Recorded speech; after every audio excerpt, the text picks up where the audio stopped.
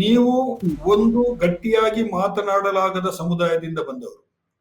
ಹ್ಮ್. ಕನ್ನಡ, ನಮ್ಮ ಕನ್ನಡ ಸಾಹಿತ್ಯ ಚರಿತ್ರೆಯಲ್ಲಿ ನಾವು ಗುರುತಿಸುವಾಗ ನಾವು ಒಂದು ರೀತಿಯಲ್ಲಿ ನಾವು ನವೋದಯ, ನವ್ಯ, ಪ್ರಾಚೀನ, ನವೋದಯ, ನವ್ಯ, ನವ್ಯೋತ್ತರ, ಬಂಡಾಯ, ದಲಿತ ಈ ತರ ಎಲ್ಲ ಗುರುತಿಸ್ತಾ ಬರ್ತೀವಿ ನಾವು. ಇನ್ನೊಂದು ತರದಲ್ಲಿ ನಾವು ಗುರುತಿಸ್ತಾ ಬರುವಾಗ ಗಂಡು ಮತ್ತು ಹೆಣ್ಣು, ಲೇಖಕ ಮತ್ತು ಲೇಖಕಿಯರು ಬರೆಯುವಂತಹದ್ದು. ಲೇಖಕಿಯರು ಕೂಡ ಕಾಲ ಕಾಲಕ್ಕೆ, ಅಂದಿನ ಕಾಲದಲ್ಲೂ ಕೂಡ ಕನ್ನಡ ಸಾಹಿತ್ಯದಲ್ಲಿ ತಮ್ಮ ಹೆಜ್ಜೆ ಗುರುತುಗಳನ್ನ ಮೂಡಿಸೋದಕ್ಕೆ ಸಾಕಷ್ಟು ಬೇರೆ ಬೇರೆ ತರದ ಸಂಕಷ್ಟಗಳನ್ನ ಎದುರಿಸೋದಿದೆ. ಸೊ ನಿಮಗೆ ನಾನು ಇದು ಬಹಳ ಮಹತ್ವದ ನಮ್ಮ ಇವತ್ತಿನ ಸಮಕಾಲೀನ ಸಂದರ್ಭದಲ್ಲಿ ನಾವು ಚರ್ಚೆ ಮಾಡುವಂತಹ ನಿಟ್ಟಿನಲ್ಲಿ, ಒಂದು ಮುಸ್ಲಿಂ ಆಗಿ ಇನ್ನೊಂದು ಮಹಿಳೆಯಾಗಿ ಎರಡು ರೀತಿಯಲ್ಲಿ ಇಂಥ ಸಂಘರ್ಷಕ್ಕೆ ಮುಖಾಮುಖಿಯಾಗಿ ನೀವು ಬೆಳೀತಾ ಬಂದಿದ್ದೀರಿ ನಿಮ್ಮ ಬರವಣಿಗೆನಲ್ಲಿ. ಅದಕ್ಕೆ ಸಂಬಂಧಿಸಿ ಏನಾದ್ರೂ ಹೇಳ್ಬೋದಾ? ಹನೀಫ್, ನೀವ್ ಹೇಳಿದ್ದು ನಿಜ. ಯಾಕೆಂದ್ರೆ ನೀವು ಆರಂಭದಿಂದಲೂ ಕೂಡ ನನ್ನ ಬರವಣಿಗೆಯ ಆರಂಭದ ಹಂತದಿಂದಲೂ ಕೂಡ ನೀವು ನನ್ನ ಜೊತೆ ಆಗಿದ್ದೀರಿ.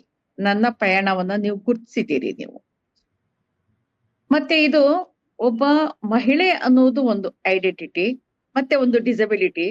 ಮುಸ್ಲಿಂ ಅನ್ನೋದು ಕೂಡ ಒಂದು ಐಡೆಂಟಿಟಿ, ಮತ್ತೆ ಅದು ಒಂದು ಡಿಸಬಿಲಿಟಿ.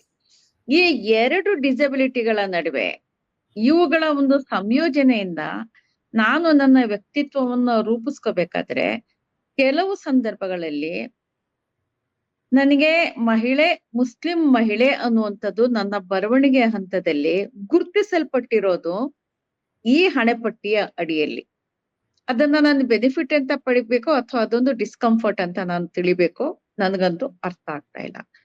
ಎರಡನೇದು, ಈ ಒಂದು ಮುಸ್ಲಿಂ ಮಹಿಳೆ ಅನ್ನತಕ್ಕಂಥ ಒಂದು ಐಡೆಂಟಿಟಿಲಿ ನನಗೆ ಬಹಳಷ್ಟು ದಿಗ್ಬಂಧನಗಳು ಆದವು.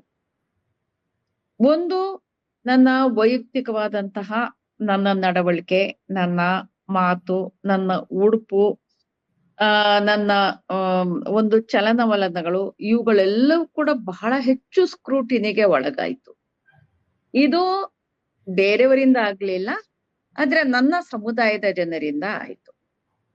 ಆಮೇಲೆ ಅವ್ರುಗಳು ಬಹಳ ಪ್ರಶ್ನೆಗಳನ್ನ ಕೇಳಿದ್ರು. ನೀವು ಮುಸ್ಲಿಮರ ಬಗ್ಗೆ ನಿಮಗೆ ಬರೀಲಿಕ್ಕೆ ಏನ್ ಹಕ್ಕಿದೆ? ನನಗೆ ಹಕ್ಕು ಬೇಕಿಲ್ಲ, ನನಗೆ ಯಾವುದೇ ಹಕ್ಕು ಬೇಕಿಲ್ಲ. ನಾನು ಬರಿಬೇಕು ಅಂತ ಅನಿಸ್ತಾ ಇದೆ, ನಾನು ಬರೀತಾ ಇದ್ದೀನಿ. ಯಾಕೆ ಬರಿಬೇಕು ಅಂತ ಅನಿಸ್ತಾ ಇದೆ ಅಂತ ಕೇಳಿ. ಹಕ್ಕಿನ ಬಗ್ಗೆ ಮಾತಾಡ್ಬೇಡಿ. ಹಕ್ಕು, ಬರವಣಿಗೆ ಹಕ್ಕು ಯಾರು ಯಾರಿಗೆ ಕೊಡುವಂತಹದ್ದಲ್ಲ, ಅದು ತಂತಾನೆ ಪ್ರಾಪ್ತಿ ಆಗುವಂತಹದ್ದು.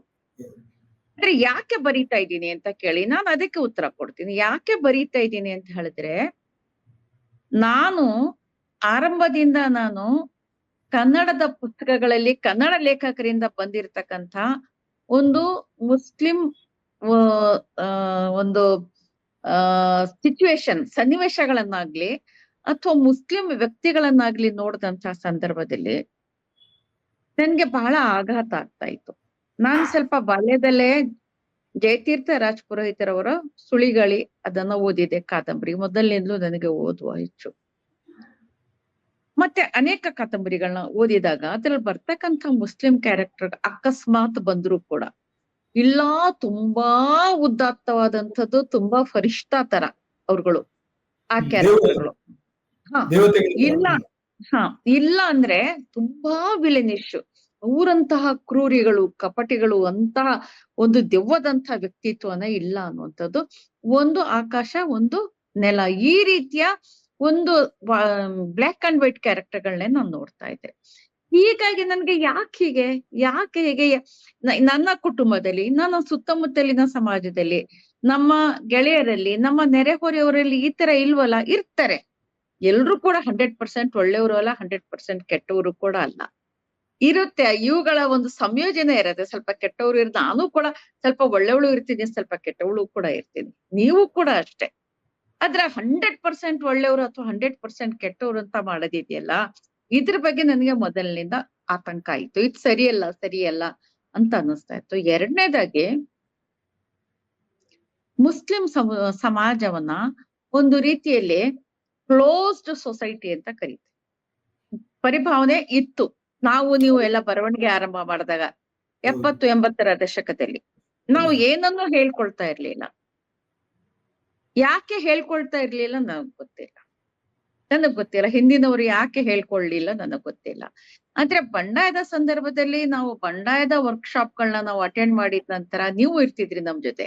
ಆ ಸಂದರ್ಭದಲ್ಲೆಲ್ಲ ನಮಗೆ ದಲಿತರು ಹೇಳ್ಕೊಳ್ತಾ ಇದ್ರು, ಮಹಿಳೆಯರಾಗಿ ನಾವು ಹೇಳ್ಕೊಳ್ತಾ ಇದ್ವಿ. ಮುಸ್ಲಿಮರಾಗಿ ಯಾಕೆ ನಾವು ನಮ್ಮ ಸಂದರ್ಭ ಸನ್ನಿವೇಶವನ್ನ ಹೇಳ್ತಾ ಇಲ್ಲ? ನನಗೆ ಇದು 2ನೇ ಪ್ರಶ್ನೆ.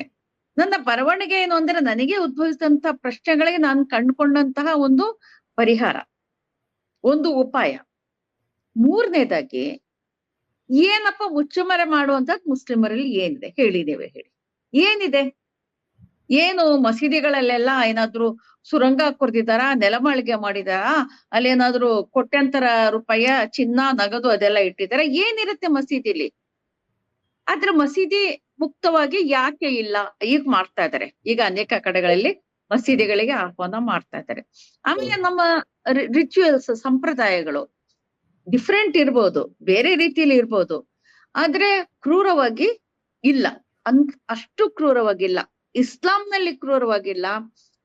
ಆದ್ರೆ ಇಸ್ಲಾಂನ ಹೆಸರಿನಲ್ಲಿ ಆಚರಣೆ ಮಾಡುವವರು ಕ್ರೌರ್ಯತೆಯನ್ನ ನಡ್ಕೊಳ್ತಾ ಇದ್ದಾರೆ. ಹೌದಾ?